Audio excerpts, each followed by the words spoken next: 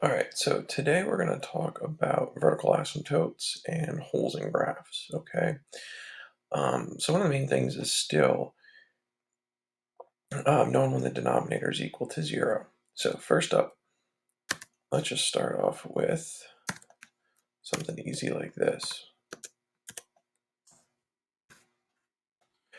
All right, so as far as asymptotes go, you're going to have an asymptote um, on a case like this when whenever this denominator is going to equal 0.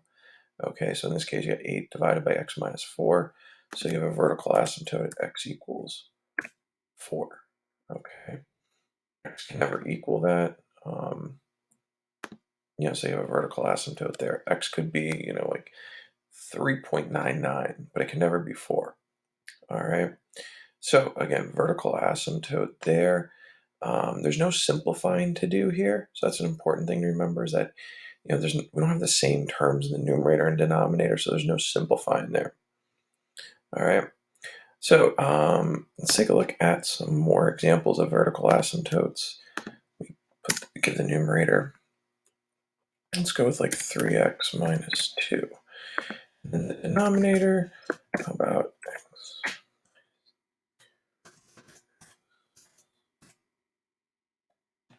Okay, so on this graph then, notice we got 3x minus 2 in the numerator. Denominator is x minus 2, x plus 4. So none of that stuff matches up. Okay, none of those are identical. So we actually have two vertical asymptotes here, one at x equals negative 4. If you zoom in, you'll see that those lines never touch. Okay. Then we have another one at x equals 2.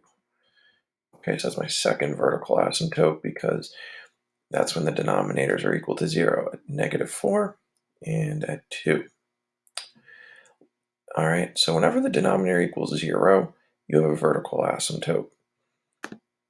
Except for a case like this. Let's make this one pretty easy here. Let's go with x minus 3, and then my denominator, I'm going to go with x minus 3. How about x plus 5? All right, so notice on this graph, I can zoom out a little bit. I only have one vertical asymptote. Okay, and that's because with the y equals x minus 3 divided by y equals x minus 3, that's really just the line y equals 1, okay? X minus 3 divided by x minus 3 is just 1, okay? So that's why there's only the one vertical asymptote at x equals negative 5. But what we have here with the x minus 3 divided by x minus 3, x still can't equal 3, so we call it a hole in the graph.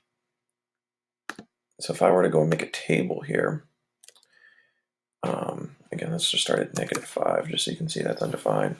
Negative 4, negative 3, negative 2, 1, 0, 1, 2, 3, 4, 5. All right, so notice you get all these rational numbers here. Decimals go on. But notice at x equals 3, it's undefined. Okay, if I go click there,